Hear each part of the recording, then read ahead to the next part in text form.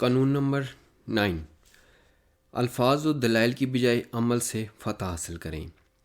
One through your actions never through arguments. پیغام: دلائل اور باتوں کے ذریعے حاصل کی گئی کوئی بھی فتح در حقیقت صرف لفظی فتح ہے۔ آپ کی باتوں سے پیدا ہونے والی رنجش اور کینہ کسی کی رائے میں عارضی تبدیلی سے زیادہ شدید اور پائیدار ہوتے ہیں۔ الفاظ اور باتوں کی بجائے عمل لوگوں کو آپ سے متفق کرنے میں کہیں زیادہ طاقتور ثابت ہوتا ہے۔ وضاحتیں کرنے کی بجائے عمل سے ثابت کریں۔ جب آپ طاقتور ہوتے ہیں تو آپ کو اس بات پر غور کرنا چاہیے کہ آپ کے فیصلوں اور اقدامات سے لوگوں پر کیا اثرات مرتب ہوں گے۔ دلائل سے فتح حاصل کرنے میں مسئلہ یہ ہے کہ کامیابی کے بعد آپ کو یقین ہی نہیں ہوتا کہ جن لوگوں سے آپ نے بحث جیت لی ہے ان پر اس کے کیا اثرات مرتب ہوئے ہیں۔ ہو سکتا ہے کہ بظاہر وہ بڑی شائستگی سے اتفاق کریں، لیکن دل ہی دل میں آپ کے خلاف بھی ہو سکتے ہیں۔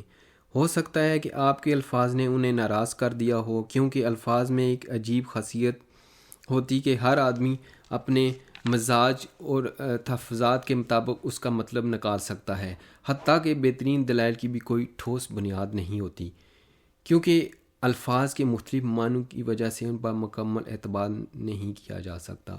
انسان اپنی عادت سے مجبور ہو کر اپنی آراء اور نظریات کے مطابق سوچتا ہے۔ یہ بات سمجھ لیں کہ الفاظ کی کوئی اہمیت نہیں ہوتی۔ ہم سب یہ بات جانتے ہیں کہ گرما گرم بحث کے دوران ہم اپنے آپ کو درست ثابت کرنے کے لیے کوئی بھی بات کر سکتے ہیں۔ ہم مذہبی اور الہامی کتابوں کے حوالے دیتے ہیں، ناقابل تصدیق اعداد و شمار بیان کرتے ہیں۔ ایسی کھوکھلی باتوں سے بھلا کون مانتا ہے؟ عملی مظاہرہ الفاظ سے کہیں زیادہ طاقتور ہوتا ہے، کیونکہ اسے ہم اپنی آنکھوں سے دیکھتے ہیں۔ عمل میں نہ تو غصہ دلانے والے الفاظ بولے جاتے ہیں اور نہ ہی ان کے غلط معنی اخذ کیے جا سکتے ہیں، اور آنکھوں دیکھے ثبوت کی کوئی بھی جھٹلا نہیں سکتا۔ جیسے کہ بیلٹس گریسین کہتا ہے کہ سچائی عام طور پر دکھائی جاتی ہے، بہت کم سنائی جاتی ہے۔ سر کرسٹوفر رینٹ انگلینڈ کے نشاط ثانیہ کے دور کا شخص تھا۔ اس نے ریاضی، فلکیات، فزکس اور فزیالوجی کے علوم پر عبور حاصل کیا۔ پھر بھی ایک ماہر تعمیر کے طور پر اس کے غیر معمولی لمبے عرصے کے کام کے دوران بھی اس کے سرپرست اس کے بنائے ہوئے نقشوں میں اسے بہت ہی بے معنی اور فضول تبدیلیوں پر قائل کرتے۔ اس نے جواب میں کبھی نہ کوئی دلائل دیے نہ غصہ کیا۔ اس کے پاس اپنے نقطہ نظر کو ثابت کرنے کے دوسرے بہت سے طریقے تھے۔ 1688 میں رین نے ویسٹ منسٹر کے شہر کے لیے ٹاؤن ہال کا ایک بہت شاندار نقشہ بنایا، تاہم شہر کے میئر مطمئن نہیں تھا، بلکہ وہ کچھ گھبراہٹ کا شکار تھا۔ اس نے رین کو بتایا کہ اس کے خیال میں 30ویں منزل محفوظ نہیں اور کسی دن پوری عمارت کو گراتے ہوئے سیدھی اس کے دفتر پر گر سکتی ہے، جو کہ سب سے نچلی منزل پر تھی۔ اس نے تقاضا کیا چھت کو اضافی سہارا دینے کے لیے رین کو 2 مزید پتھریلے ستونوں کا اضافہ کرے۔ رین نے، جو کہ ایک تجربہ کار انجینئر تھا، اچھی طرح سے آگاہ تھا کہ ان 2 اضافی ستونوں سے کوئی فائدہ نہیں ہوگا اور میئر کے خدشات بے بنیاد تھے۔ تاہم اس نے 2 ستون تعمیر کروا دیے، جس سے میئر بہت خوش ہوا، اور وہ چند سال بعد ایسا ہوا کہ ایک دن کسی مزدور نے یہ دیکھا کہ وہ 2 ستون تو چھت سے تھوڑا نیچے ہی ختم ہو جاتے تھے اور چھت کا وزن ان پر قطعاً نہیں تھا۔ وہ نقلی ستون تھے، لیکن میئر اور رین دونوں ہی مطمئن تھے۔ میئر سکون سے بیٹھ سکتا تھا اور رین کو اطمینان تھا کہ اس کا نقشہ ہی درست تھا اور یہ دونوں ستون غیر ضروری تھے۔ اپنے خیال کو عملی مظاہرہ کرنے کا اصل فائدہ یہ ہے کہ آپ کے مخالفین مزاحمت اور غلط ثابت کرنے کی بجائے جلدی قائل ہو جاتے ہیں۔ انہیں محسوس ہو جاتا ہے کہ آپ جو کچھ کہہ رہے ہیں وہ حقیقی ہے اور دلائل سے کہیں زیادہ طاقتور ہے۔ جب طاقت کا حصول آپ کا نصب العین ہو یا پھر آپ اپنی طاقت اور اختیار کو قائم رکھنا چاہ رہے ہوں تو ہمیشہ بالواسطہ انڈائریکٹ راستہ اختیار کریں اور اپنی لڑائی یا مقابلے کا انتخاب بڑی احتیاط سے کریں۔ اگر اس بات کی کوئی اہمیت نہیں کہ دوسرا شخص آپ سے اتفاق کرتا ہے یا نہیں، اور آپ کو یقین ہے کہ وقت و تجربہ خود ہی انہیں سبق پڑھا دے گا تو آپ صحیح تھے، تو پھر اپنی توانائی اور وقت ضائع مت کریں۔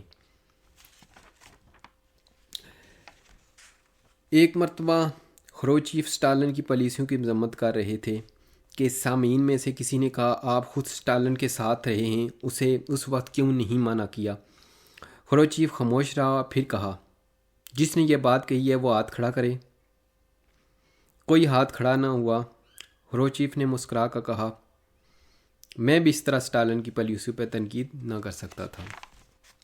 اس موقع پر خروشچیف نے عملی مظاہرہ کر کے سب کو چپ کروا دیا۔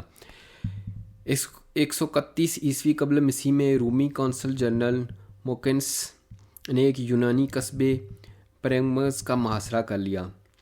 اب یہ جنرل چاہتا تھا کہ وہ قصبے کو تباہ کر کے یونانیوں کو عبرتناک شکست دے۔ اس وقت فوج کے پاس قلعہ مسمار کرنے والے جو آلات موجود تھے وہ کام نہیں کر رہے تھے۔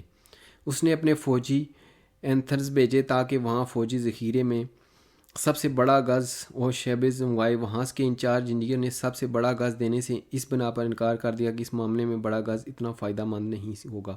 فوجی نے اپنا سپہ سالار کا حکم بتایا۔ انجینئر خاموش ہو گیا، لیکن اس نے بغیر بتائے چھوٹا گز ہی دے دیا۔ جب سپہ سالار کو علم ہوا تو وہ بہت غصے میں آ گیا۔ انجینئر کو پیش کیا گیا۔ اس نے اپنا موقف کے حق میں چھوٹے گز کے فوائد گنوانے میں زمین و آسمان کے کلابے ملا دیے، لیکن سب بے سود رہا۔ اسے موت کی نیند سلا دیا گیا۔ ایک وزیر نے 30 سال تک کسی بادشاہ کی بہت خدمت کی، لیکن کامیاب آدمی کے حاسد بھی ہوتے ہیں۔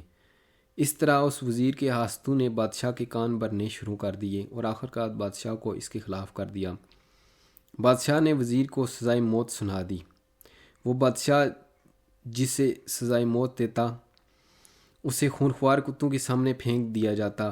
وزیر نے کسی نہ کسی طرح بادشاہ سے 10 روز کی مہلت حاصل کر لی۔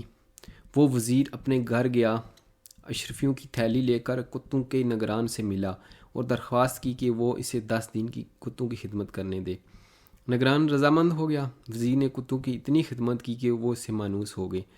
اب جب مقررہ دن پر وزیر کو کتوں کے سامنے پھینکا گیا تو وہ اسے چیرنے پھاڑنے کی بجائے کتے اسے چاٹنے لگے۔ بادشاہ بہت حیران ہوا۔ پوچھنے پر وزیر نے بتایا کہ اس نے 30 سال بادشاہ کی خدمت کی، لیکن صلہ سزائے موت کی صورت میں ملا، جبکہ صرف 10 دن کتوں کی خدمت کرنے سے اس کی جان بچ گئی۔ بادشاہ کو بہت شرمندگی ہوئی اور وزیر کو معافی مل گئی۔ حاصل دلائل میں مصروف لوگ جیسے ہنڈولے پر بیٹھے ہوتے ہیں، کبھی اوپر اور کبھی نیچے، جتنی مرضی تیز حرکت کریں اپنے اپنے مقام پر ہی آپ ہنڈولے سے اتریں گے، اور بغیر لڑائی جھگڑے کے انہیں بتائیں کہ آپ کا کیا مطلب ہے۔ انہیں بلندی پر چھوڑ دیں کیونکہ کشش ثقل خود ہی انہیں نیچے لے آئے گی۔